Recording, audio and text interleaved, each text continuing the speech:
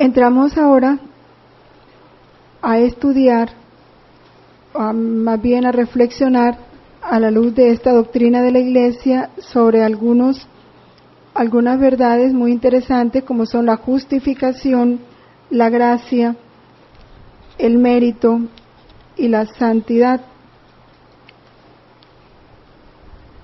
Si el tiempo no lo permite, lo que son los mandamientos de la Santa Madre Iglesia, para ya dejar listos para en próximas sesiones, si es la voluntad de Dios, pues empezar a estudiar mandamiento por mandamiento. Aquí lo importante es entender el sentido de la verdad, ¿no? ¿Qué es, por ejemplo, en la justificación?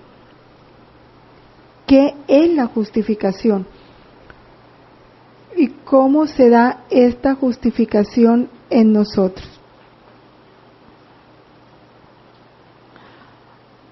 Justificación, el término lo da, ¿no? Lo justo. ¿Y cómo lo define el catecismo? La gracia del Espíritu Santo tiene el poder de santificarnos. Más adelante dice, la justificación es acogida de la justicia de Dios por la fe en Jesucristo. Y la justicia designa aquí la rectitud del amor divino. Y ampliándolo más, en el 1991, con la justificación son difundidas en nuestros corazones la fe, la esperanza y la caridad, y nos es concedida la obediencia a la voluntad divina.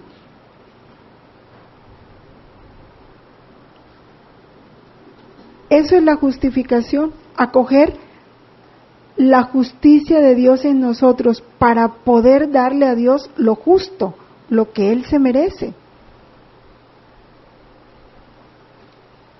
Ser justo es darle a Dios lo que Él se merece, ¿sí? Adquirir en nosotros esa capacidad de darle a Dios lo que Él se merece. Y esa capacidad nos la da el mismo Dios, porque no puede venir de nosotros.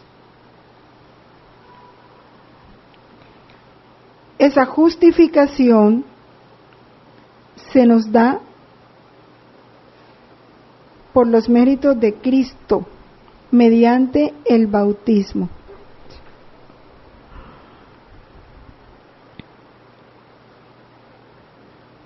La carta a los Romanos 6 nos habla un poco de esto, cuando nos dice que si hemos muerto con Cristo, creeremos que también viviremos con Él, sabiendo que Cristo, una vez resucitado de entre los muertos, ya no muere más, y la muerte ya no tiene señorío sobre Él.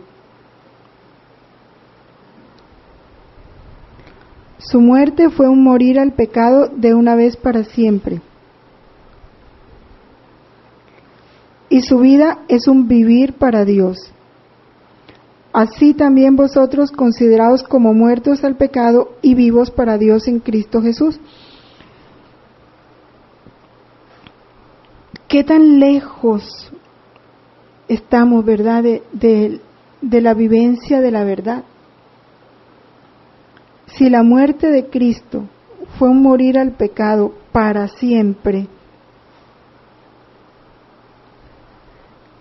la consideración de la muerte de Cristo, como decir una Cuaresma, una Semana Santa, ese tiene que ser el fruto en cada hombre, ¿sí?, que la celebra como es, con la consideración de la palabra, la vivencia de los sacramentos, la penetración de lo que la Iglesia nos entrega en ese tiempo. ¿Por qué no se da ese fruto? Porque estamos muy lejos de la verdad.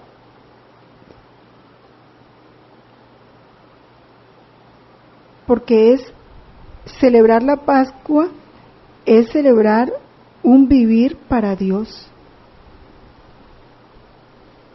No solo celebrar lo que ya está haciendo en nosotros, ¿no? Un vivir para Dios, gracias a Cristo.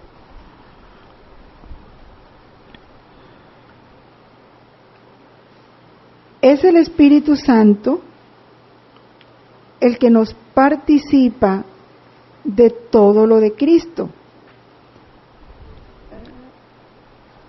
de su vida, de su pasión, de su muerte, de su resurrección. Es Él el que nos hace nacer a una vida nueva.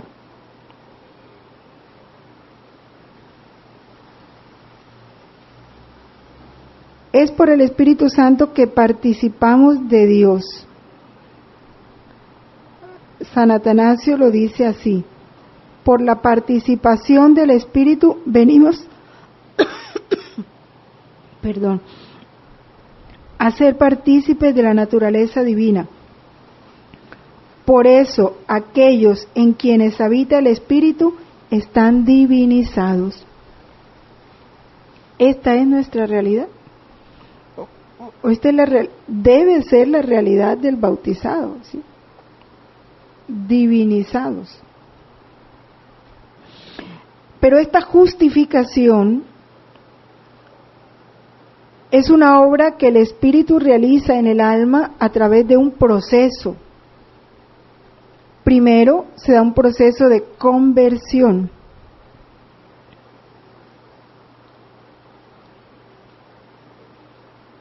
Ese proceso lo obra la justificación, por ahí empieza. Convertíos porque el reino de los cielos está cerca. La conversión es un apartarse del pecado. Por eso la justificación entraña el perdón de los pecados, la santificación y la renovación del hombre interior.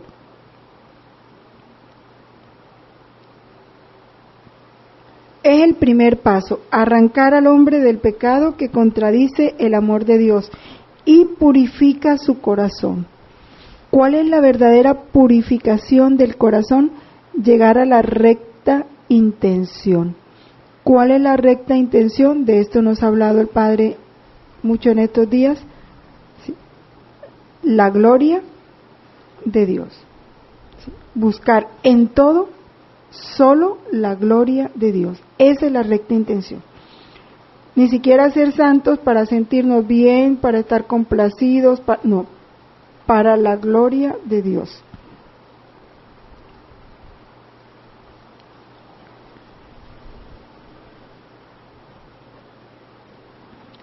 Esta justificación, repetimos, fue merecida por la pasión de Cristo. Él se ofreció como hostia viva, santa, agradable a Dios, para hacernos a nosotros merecedores de esa santidad divina, de ese acoger en nosotros la justicia de Dios por la fe, la esperanza y la caridad, para poderle dar Dios a Dios.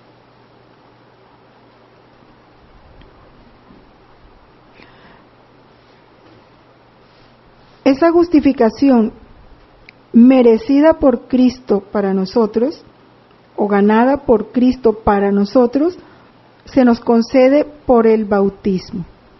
Del bautismo se deriva todo.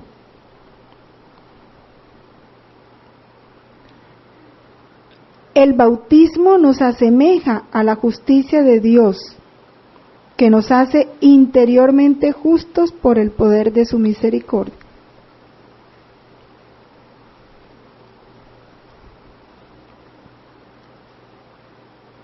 E insiste, tiene por fin la gloria de Dios y de Cristo. Y en consecuencia el don de la vida eterna. Ya cristificados, pues entramos con Él a esa gloria eterna.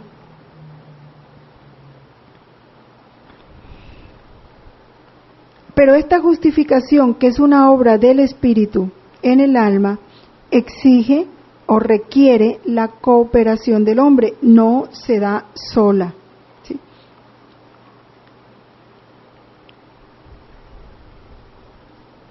Es como un comercio entre la gracia de Dios y la libertad del hombre. Dios que otorga y el hombre que acoge y responde.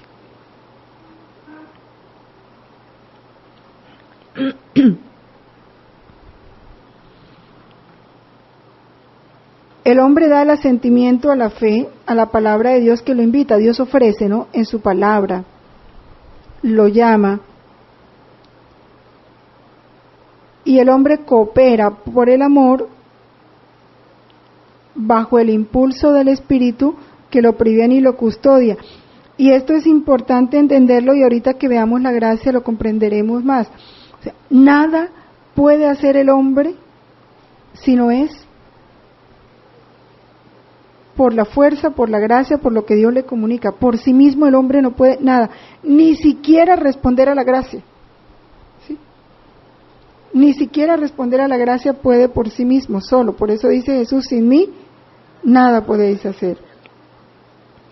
Por eso esta justificación es la obra más excelente del amor de Dios, claro. Es que nos creó para hacernos partícipes de Él mismo, ¿sí? Nos creó para hacernos iguales a Él, semejantes a Él, que gozáramos de su misma felicidad. Eso es puro amor. Y este amor nos lo manifiesta en Cristo y nos lo concede por el Espíritu Santo. Por eso una de las razones por la que el Verbo se hace hombre es esa, para manifestarnos cuánto nos ama Dios.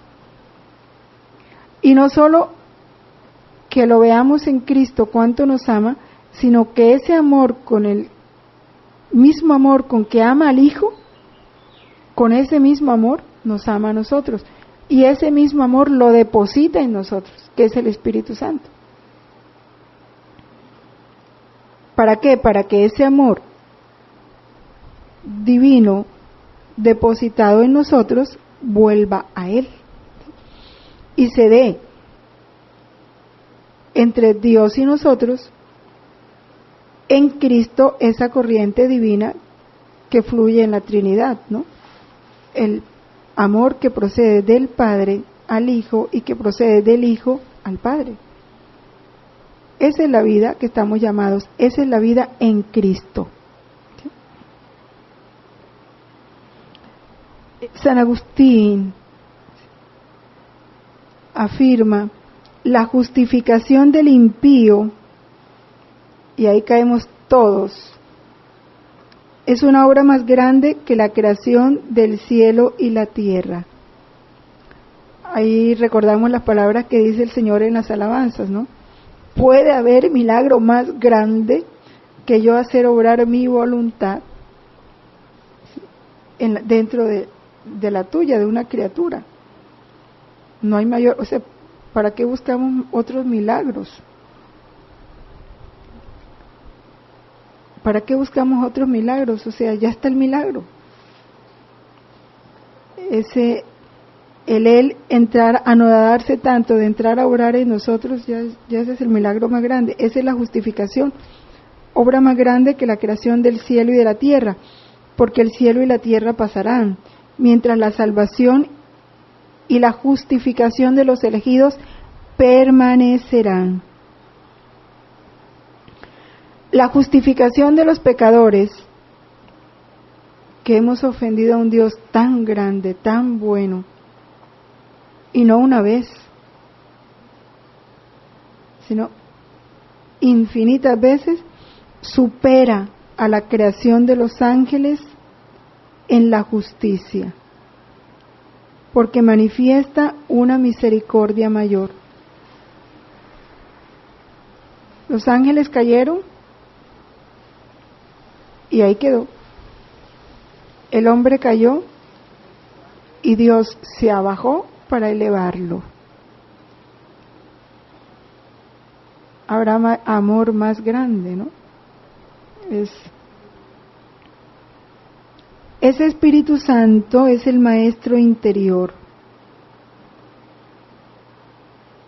haciendo nacer al hombre interior. ¿Cuál es el hombre interior? Cristo, porque Él es el que está llamado a vivir en nosotros. ¿Sí? Es la vida de Cristo. Él es la vida. La justificación implica la santificación de todo el ser, cuerpo y alma. Por eso dice San Pablo en su carta a los Romanos, capítulo 6, versículos del 19 al 22, si en otro tiempo ofrecisteis vuestros miembros como esclavos a la impureza y al desorden hasta desordenaros, ofrecedlos igualmente ahora a la justicia para la santidad. Al presente, libres de pecado y esclavos de Dios, fructificáis para la santidad y el fin, la vida eterna. La gracia, todos estos términos, todas estas verdades forman una unidad, ¿no? Ahora la gracia. Esta justificación es obra de la gracia. Ahora, ¿qué es la gracia?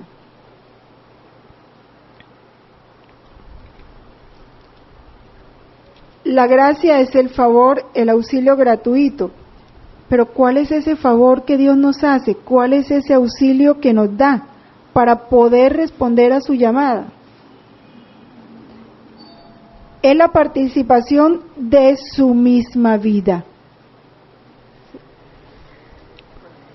O sea, Dios, porque la gracia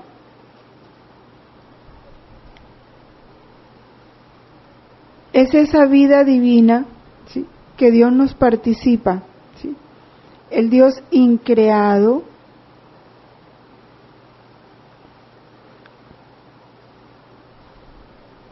crea para nosotros esa vida divina de Él en nosotros, ¿sí?, para darnos esa fuerza de responder a lo que Él nos pida, a su llamada.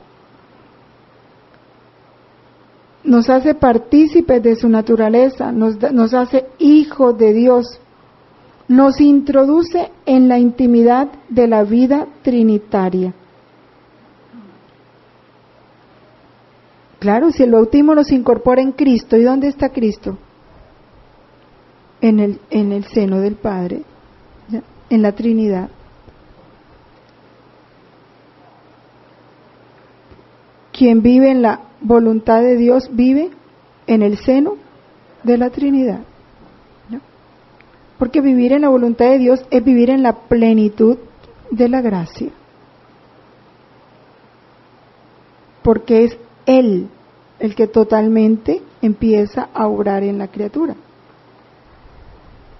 Entonces estamos por el bautismo, empezamos a participar de esa gracia como hijos adoptivos. Es esa misma gracia la que nos hace llamarle Padre. Es esa misma gracia la que nos impulsa a esa vida sobrenatural. Eso no es por cuenta nuestra.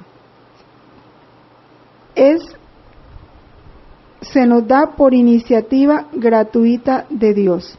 No la merecemos. ¿Sí?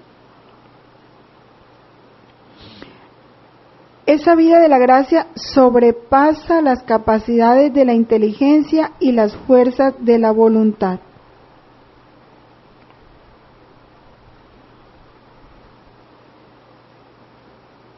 No la vamos a comprender.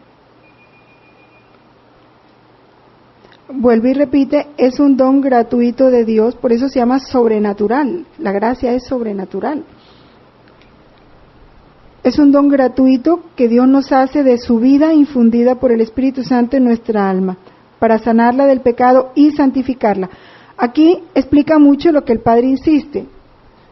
Si tú hablas de salvación, entiende de una vez santificación. ¿Sí? porque es un proceso completo que se inicia en la conversión, pero que ha de terminar en la santificación y aún más en la divinización, porque la gracia santificante o divinizadora, porque es la misma santidad de Dios a la que nosotros estamos llamados.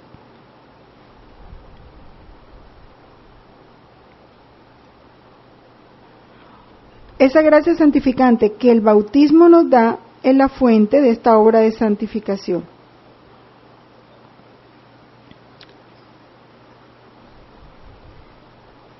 Ahora, en la gracia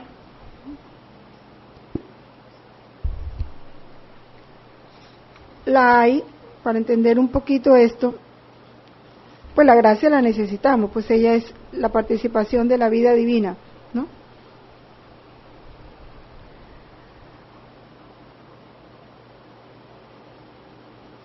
En el orden sobrenatural no podemos hacer nada meritorio sin la ayuda de la gracia, ni antes ni después de la justificación.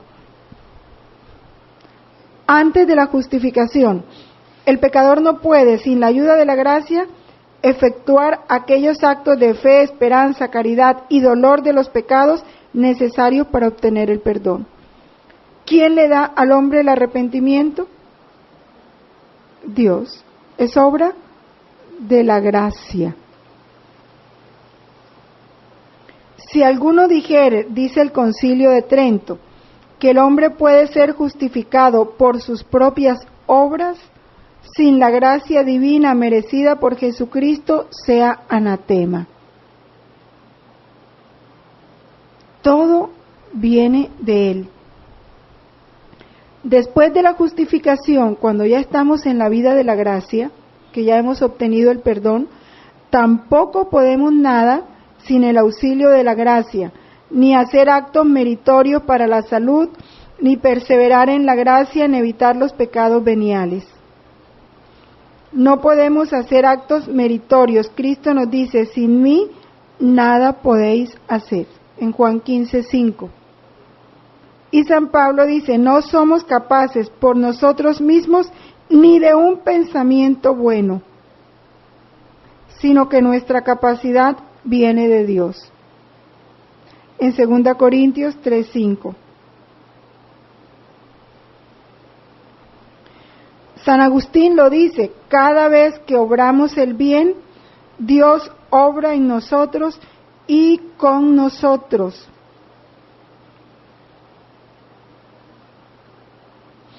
Tampoco podemos perseverar largo tiempo por ser mucha nuestra debilidad. Por eso Cristo dice, vigilad y orad para no entrar en la tentación.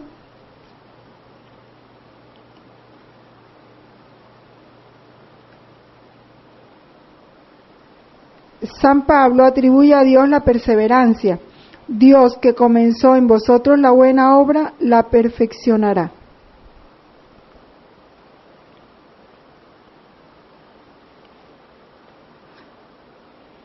Dice San Celestino, el Papa San Celestino, nadie, ni aun después del bautismo, es apto para vencer las tentaciones del demonio y la concupiscencia de la carne, si por un cotidiano auxilio de Dios no recibe la perseverancia en su buena vida. ¿Sí? Es la gracia. Por eso Dios nos sostiene siempre y esto nos hace entender más profundamente, somos nada. Nada.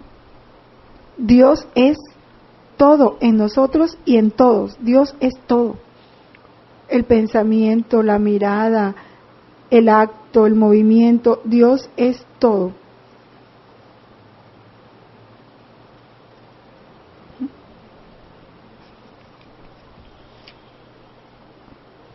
Ahora, ahí está la gracia, santificante, que recibimos en el bautismo. También están las gracias actuales y las gracias de estado. Las gracias de estado, pues las que Dios concede según la misión que encomienda, ¿no? Los padres tienen gracias de Estado para ejercer su misión en la familia. Los gobernantes tienen la gracia de Estado para ejercer su autoridad en lo que se les ha encomendado. Los sacerdotes tienen la gracia de Estado en el ejercicio de su ministerio, propias para ellos, que no se le dan a otros. Son gracias de Estado. Las gracias actuales son las que Dios da en un momento determinado, ¿sí?, dentro de una circunstancia determinada.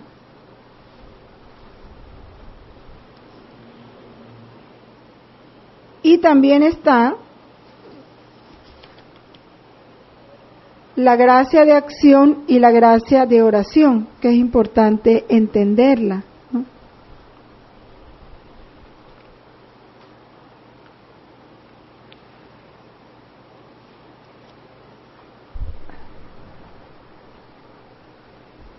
Toda gracia es importante y eficaz en sí misma, ¿sí?,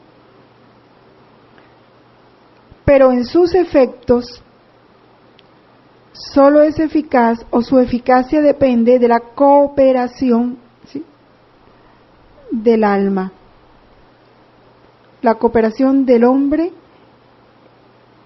con esa gracia.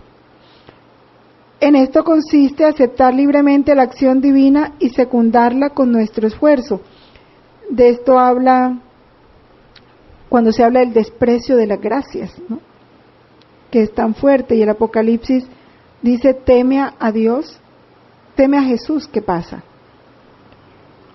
Con su gracia. Luisa en los volúmenes también habla, ¿sí?, de esa correspondencia inmediata a la gracia. Algunas de las lecturas breves dice, ¿no?, que para que la gracia que llega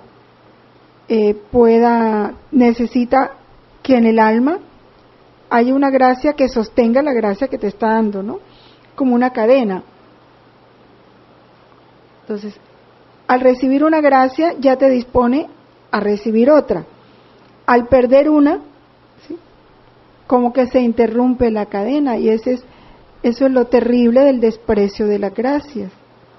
Por eso es tan importante esa atención, ¿sí?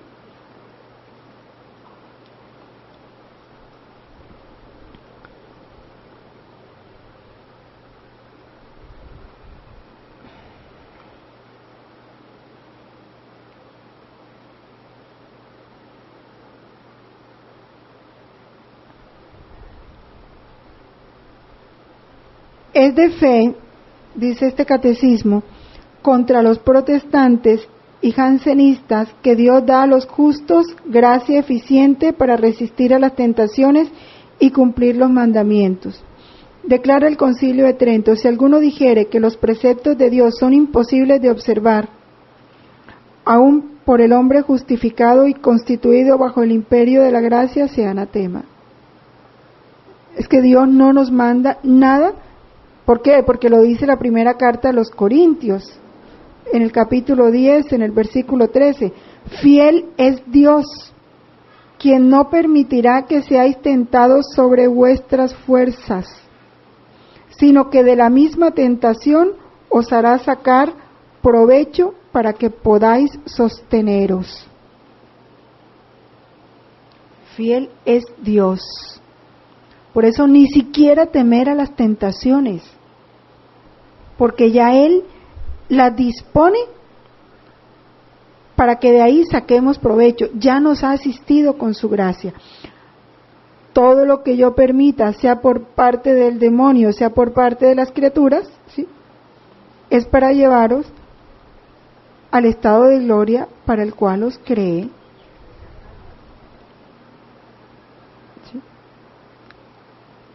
Ya Dios nos ha preparado para eso. Y Dios brinda a los pecadores gracia suficiente para que puedan convertirse.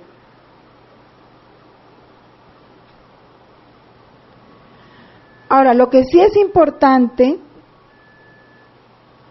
es que Dios no siempre da la gracia divina para obrar. sino que muchas veces solo concede la gracia de oración. ¿Ya? Vamos a explicar esto.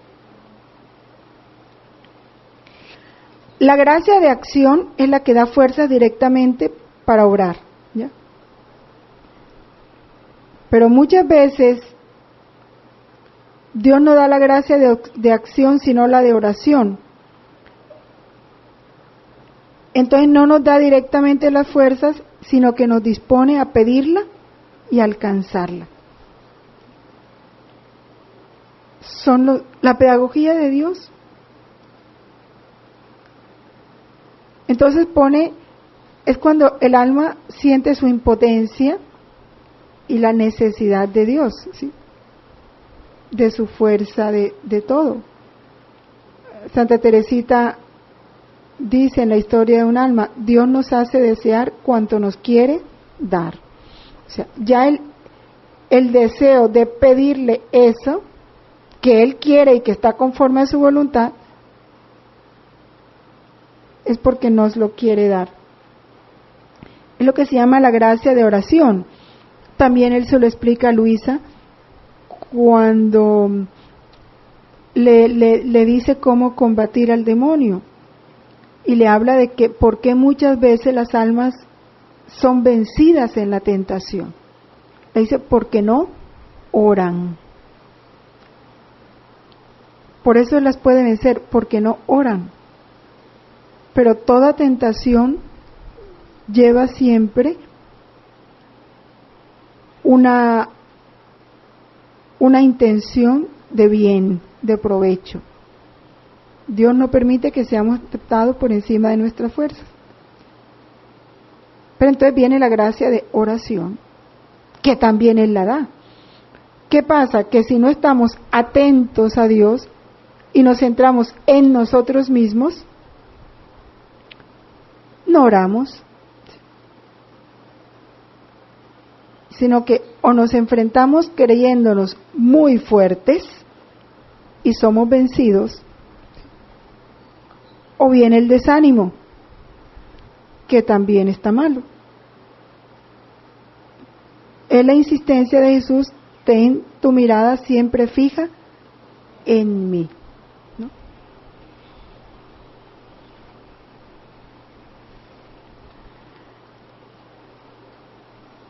Bueno, esto es así en síntesis lo que es la vida de la gracia.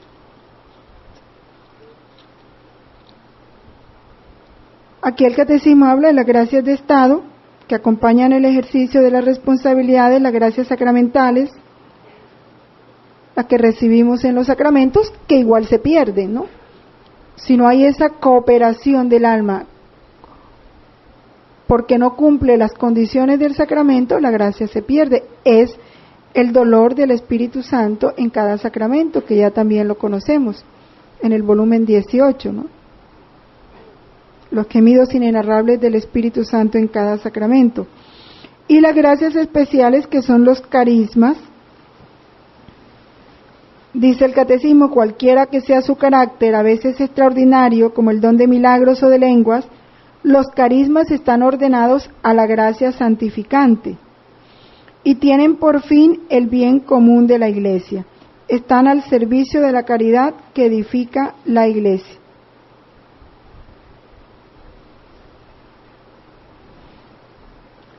Y el numeral 2005 dice algo: la gracia, siendo de orden sobrenatural, escapa a nuestra experiencia y solo puede ser conocida por la fe. Por tanto, no podemos fundarnos en nuestros sentimientos o nuestras obras para deducir de ellos que estamos justificados y salvados.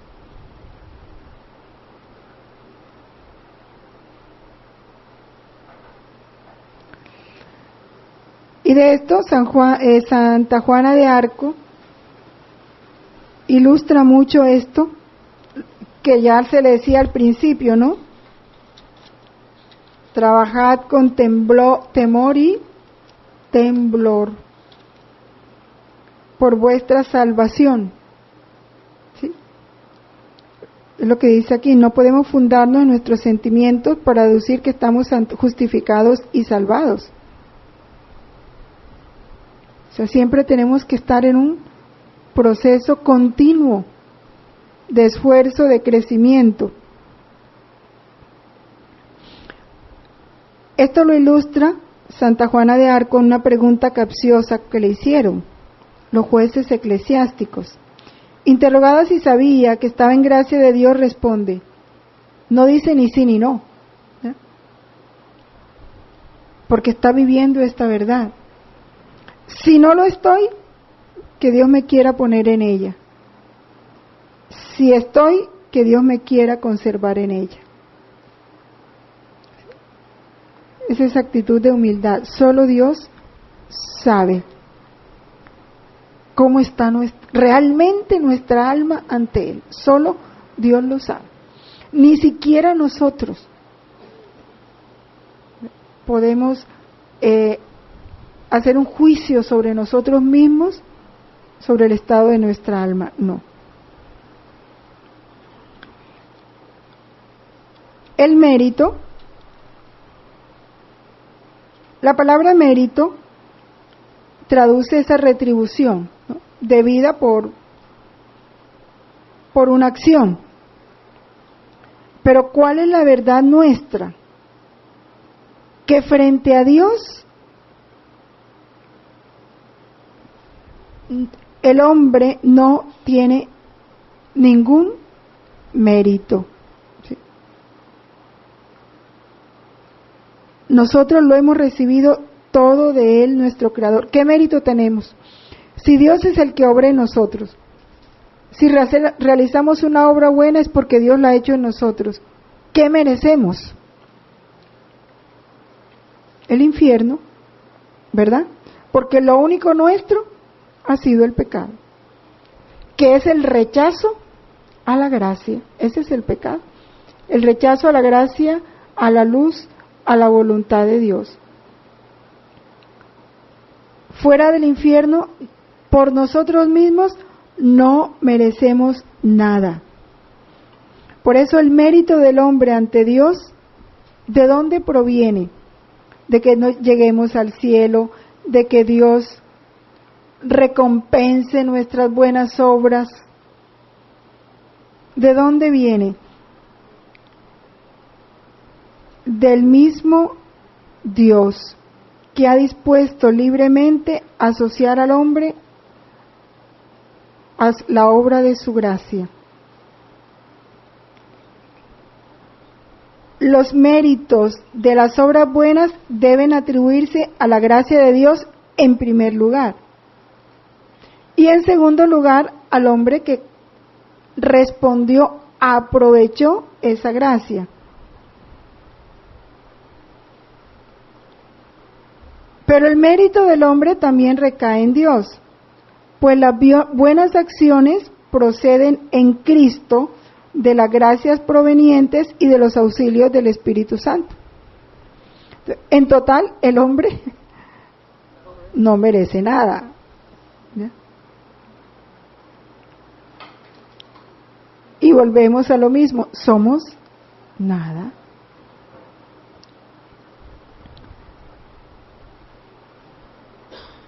Esa adopción filial que Cristo recobra para nosotros, que nos hace partícipe de esa naturaleza divina, puede conferirnos, según la justicia gratuita de Dios, no merecida, un verdadero mérito. Es un derecho por gracia. ¿Sí? Son dones, los méritos son dones de la bondad divina. Los méritos son dones de Dios.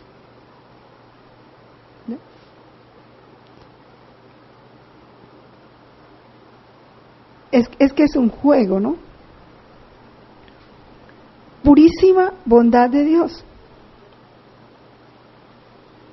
Él actúa y nos da la gracia para corresponder a su acción.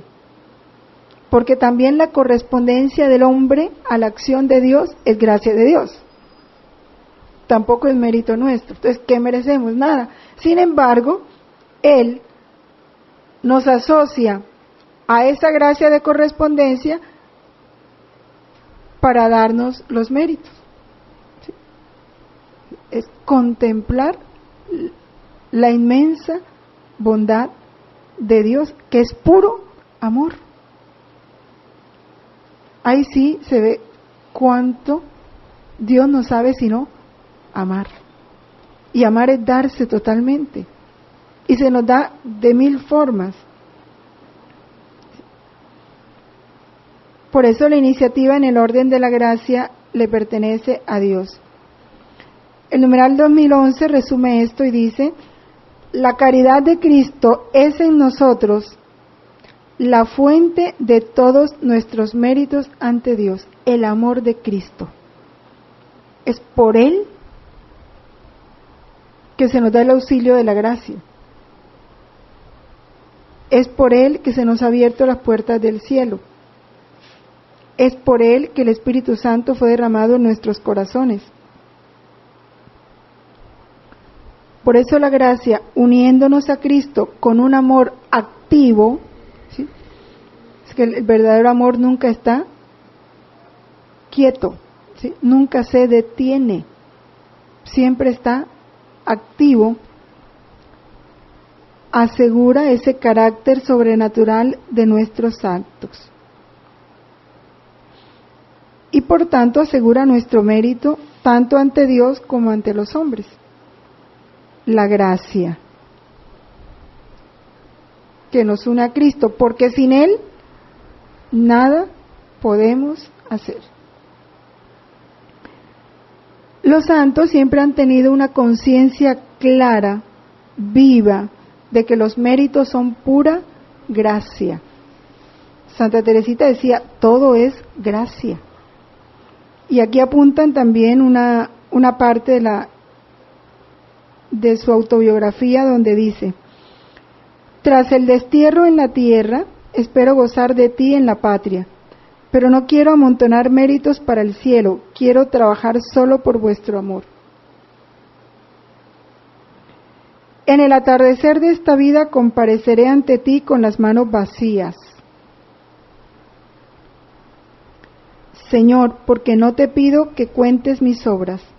Todas nuestras justicias tienen manchas a tus ojos. Por eso quiero revestirme de tu propia justicia y recibir de tu amor la posesión eterna de ti mismo.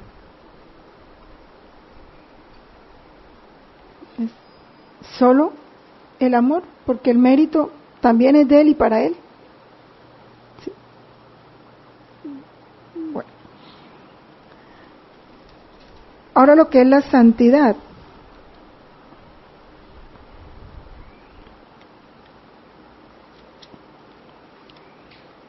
Todos estamos llamados a la santidad.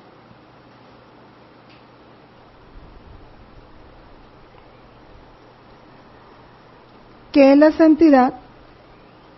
La transformación en Cristo, porque es poseer la misma santidad de Dios, es alcanzar la estatura, ¿sí?, de Cristo en nosotros. Eso es la santidad. La Constitución Lumen Gentium del Concilio Vaticano II, hablando de la santidad y de este deber, todos los fieles de cualquier estado o régimen de vida son llamados a la plenitud de la vida cristiana. Esa es la santidad, la plenitud de la vida cristiana y a la perfección de la caridad, del amor. Sed perfectos como vuestro Padre es perfecto. Y para alcanzar esta perfección, entonces explica qué hay que hacer. Emplear sus fuerzas según la medida del don de Cristo. Porque ese don fue distribuido, ¿sí?, como Él quiso. Para entregarse totalmente a la gloria de Dios y al servicio del prójimo. no a la realización personal, no a la complacencia, no, sino a la gloria de Dios y al servicio del prójimo, como Dios quiera glorificarse en nosotros. Lo harán siguiendo las huellas de Cristo, haciéndose conformes a su imagen, cristificándose, en otras palabras, y siendo obedientes en todo a la voluntad del Padre. De esta manera, la santidad del pueblo de Dios producirá frutos abundantes, como lo muestra la Iglesia, lo muestra claramente en la historia de la Iglesia, la vida de los santos. Este progreso espiritual, este camino de santidad, nos debe llevar cada vez más a una unión más íntima con Cristo, mediante los sacramentos, los santos misterios, y en el misterio de la Santísima Trinidad. Dios nos llama a todos a esta unión íntima con Él. Teniendo en cuenta esto, porque la gente habla de santidad y ya se imaginan gracias extraordinarias, ¿no? Y signos extraordinarios y muchas cosas, ¿no? Dice el numeral 2014, aunque las gracias especiales o los signos extraordinarios de esta vida mística sean concedidos solamente a algunos, para manifestar así el don gratuito hecho a todos. Lo manifiesta a algunos. Pero esa cristificación es un don gratuito que Dios quiere conceder a todos. Y de hecho concede, porque a todos los hombres Dios les da todas las gracias para llegar a ese estado de gloria para el cual los creó, a todos. ¿Por qué no se llega? Porque no todos corresponden a esas gracias. ¿Ya? Y si se salvan, ahí estará su purgatorio. Ver todas las gracias que le fueron concedidas y a donde Dios quería conducirlos para ellas y que se despreció. Pero a todos los hombres Dios les da todas las gracias necesarias para que lleguen a ese estado de gloria para el cual los creó. Ese camino de perfección pasa por la cruz. No hay santidad sin renuncia y sin combate espiritual. Ese progreso implica ascesis, implica mortificación. Ascesis es mortificación, penitencia, renuncia, ese niégate, ese toma tu cruz. Ahí está la ascesis y la mortificación. Y eso conduce gradualmente a vivir en esa paz y en el gozo de las bienaventuranzas, que es la plenitud de la ley nueva.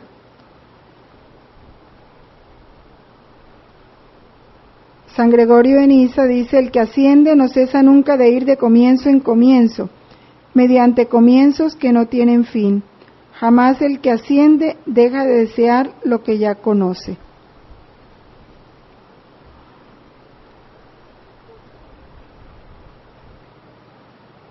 Bueno, esto pues en cuanto a la santidad, que ya de esto pues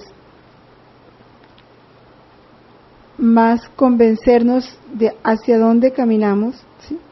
Y ya no mirar la santidad como algo lejano, fuera de nosotros, para otros, sino como deber, ¿sí? Deber de ser santos.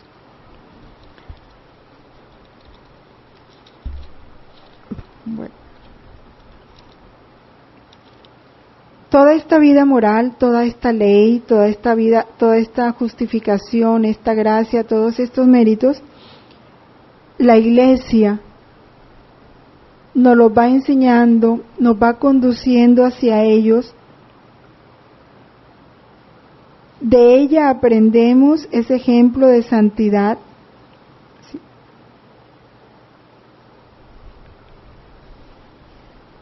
Teniendo como modelo a la Santísima Virgen María, el modelo de todo creyente, ¿sí? En María se expresa a donde la Iglesia tiene que llegar. Es ella la que nos muestra a esa Iglesia ya glorificada. Por eso la Iglesia reconoce en María la figura y la fuente de esa santidad.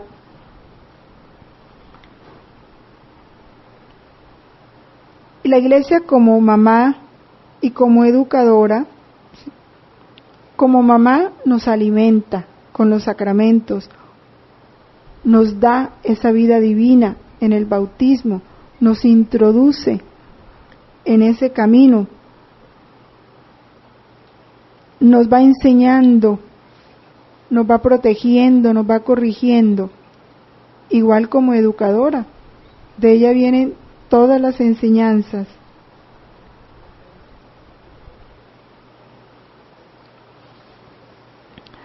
Esta vida moral dentro de la Iglesia y el catecismo nos lleva a no hacer un divorcio o una separación entre vida moral y vida espiritual, ¿no? Eso es una sola cosa, sobre todo ahora cuando se le está diciendo a la Iglesia, a los obispos, ustedes allá, ¿sí? No se metan en política, ustedes allá y nosotros acá. No puede haber separación entre la vida moral y la vida espiritual, porque la vida moral es un culto espiritual. Ya lo veíamos cuando estudiábamos la ley, ¿sí? Es un culto a la voluntad de Dios. Ofrecemos nuestros cuerpos como una hostia viva, santa, agradable a Dios.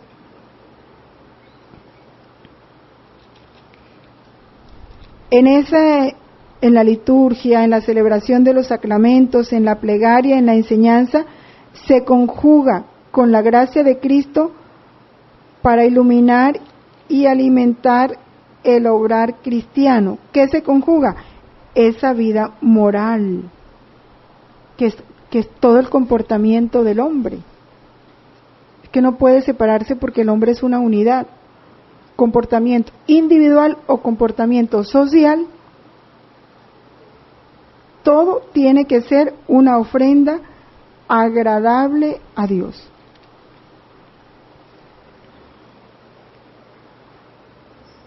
Por eso la vida moral y el conjunto de la vida cristiana, que tienen que formar en el hombre una unidad, tiene su fuente, proviene de ahí, y su cumbre nos conduce a ¿qué? En el sacrificio eucarístico. ¿Y qué es el sacrificio eucarístico? Nuestra ofrenda con Cristo al Padre. Ese es el sacrificio eucarístico. Cristo se ofrece al Padre y nosotros con Cristo nos ofrecemos al Padre como hostias vivas, gratas, agradables a Él. Entonces, forma una unidad perfecta. Por eso le compete a la Iglesia, lo dice el numeral 2032, siempre y en todo lugar, proclamar los principios morales, no quedarse callada, incluso los referentes al orden social, así como dar su juicio sobre cualesquiera asuntos humanos en la medida en que lo exijan los derechos fundamentales de la persona humana o la salvación de las almas. Le toca decirle a los gobernantes, no es por ahí, no está bien, ¿sí? Denunciar las leyes injustas o que vayan contra esa ley eterna. Ese magisterio de la Iglesia en materia de moral se ejerce en la catequesis y en la predicación, con la ayuda de los teólogos y de los autores espirituales.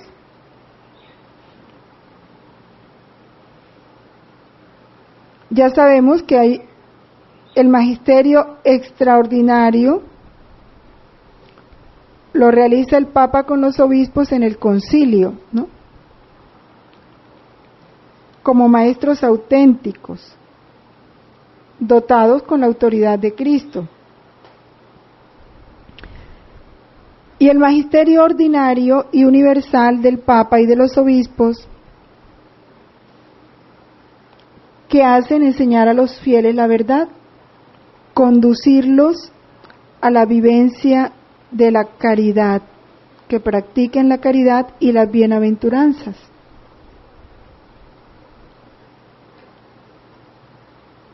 Que alimenten su esperanza en esas verdades, en esas promesas, en esas realidades, como si ya las poseyéramos, ¿no? Que caminemos hacia ellas. Cristo, en su infinita misericordia, sabiéndonos débiles, sabiéndonos inconstantes, garantiza su autoridad, ¿sí?, y su fidelidad a nosotros y a la Iglesia por el carisma de la infalibilidad. Porque es purísima misericordia de Dios para con nosotros, para que andemos seguros, ¿sí?, sabiendo nosotros que el hombre, como criatura, es débil y falible. Entonces garantiza, ¿no? Al que yo ponga al frente, yo le voy a dar mi infalibilidad. Así que ese don de la infalibilidad al Papa es más un bien para nosotros que para él mismo, pues para él mismo también, porque le da gran seguridad, pero también para nosotros, ¿sí?, que ya sabemos que desde que se trate de cosas referentes al depósito de la revelación, a la doctrina o a la moral,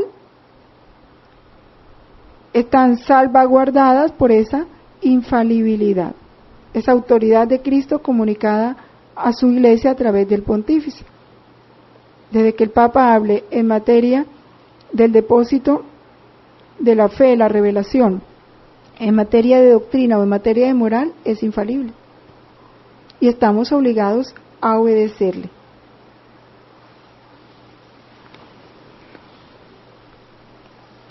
Bueno, entonces sabemos que la Iglesia tiene el deber de conservar y proteger toda esa revelación, toda esa ley natural, toda esa ley de Dios confiada a ella. Los fieles tienen el derecho de ser instruidos y tienen el deber de observar esas constituciones y decretos promulgados por la autoridad legítima de la Iglesia. Y hoy todo el mundo desconoce eso, ¿sí? Derecho a ser instruidos. Por eso, el Papa saca algo y los fieles tienen el derecho de que se les comunique. Por eso se publica en todos los medios de comunicación. Y los obispos y los párrocos comunicárselo a los fieles. Porque los fieles tienen el derecho de conocerlo, pero también tienen el deber de observarlo. Aunque sean normas disciplinarias, todas esas determinaciones requieren la docilidad en el amor. Porque estamos en la ley del amor, ¿sí? Entonces, he ahí el interés de nosotros conocer todas las verdades y normas de la Iglesia y obedecerlas, así sean disciplinarias como la que hace poco se sacó sobre la liturgia. Entonces, ya la Iglesia para todo esto pues se hace ayudar de todos los que Dios va determinando que trabajen en este campo. Así el Espíritu Santo se sirva, como dice el Catecismo, de los más humildes para iluminar a los sabios y los constituidos en más alta dignidad.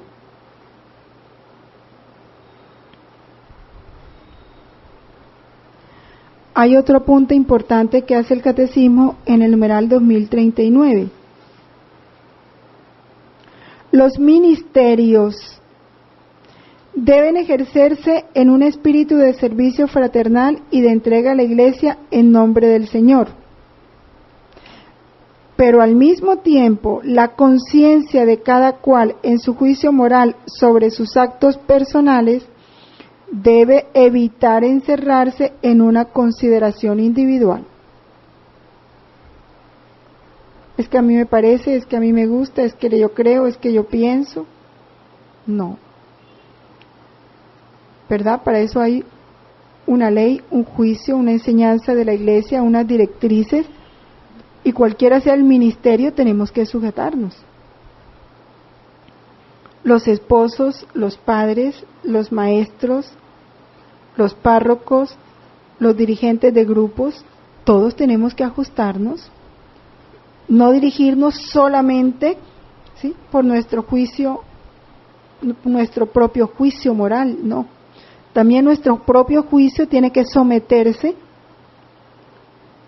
a las normas de la Iglesia. Por eso debe evitar encerrarse en una consideración individual, abrirse a la consideración del bien de todos según la ley natural, moral, revelada, la ley de la Iglesia, la ley del magisterio.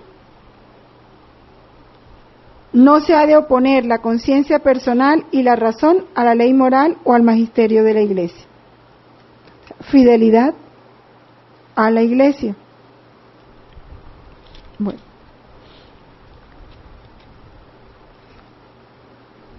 Y cuando la Iglesia ha sacado sus mandamientos, y con esto ya vamos a terminar, que todos lo sabemos, sabemos que estos mandamientos de la Iglesia se desprenden también de la ley divina, no tienen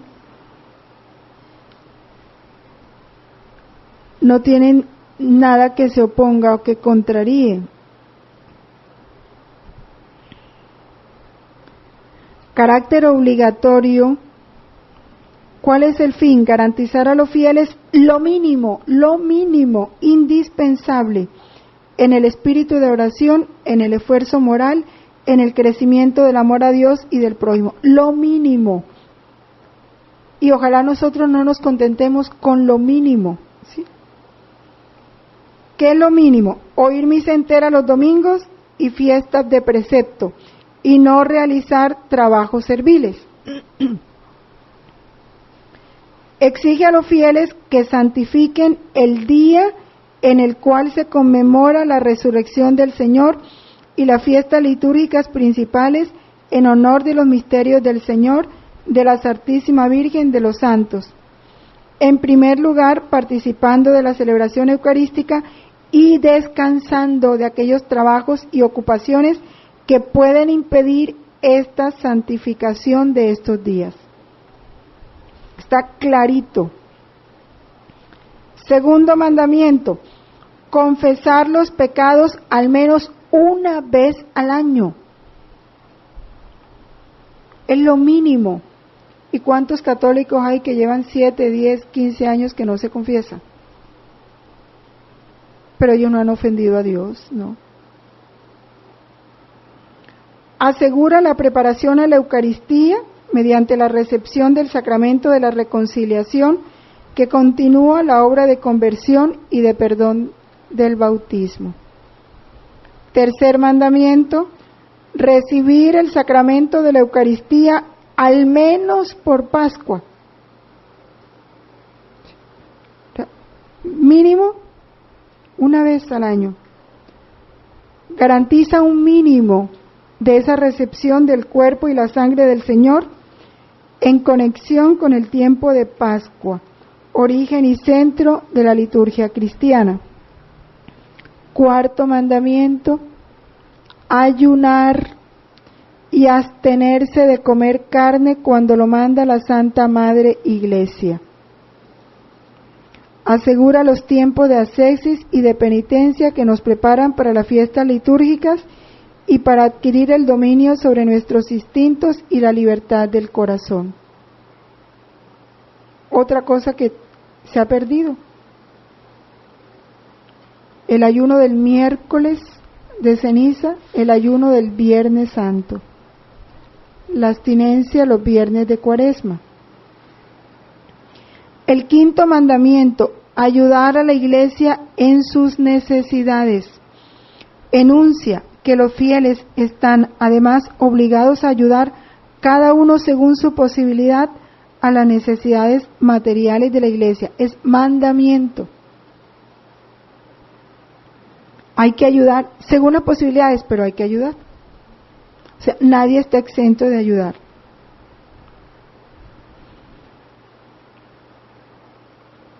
Y los fieles ya estamos obligados, mediante esta vida moral, a testimoniar esa verdad, anunciarla con nuestra vida, llevando una vida según Cristo. Llevando una vida según Cristo, los cristianos apresuran la verdad del reino de Dios. Nuestro testimonio apresura esa verdad del reino de Dios.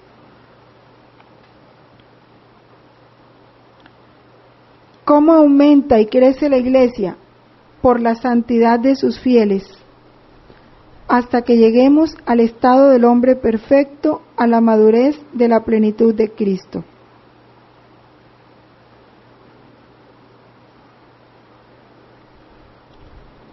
No significa, dice el catecismo, y es lo mismo que dice Jesús, no tienes que dejar de hacer lo que haces, ¿sí?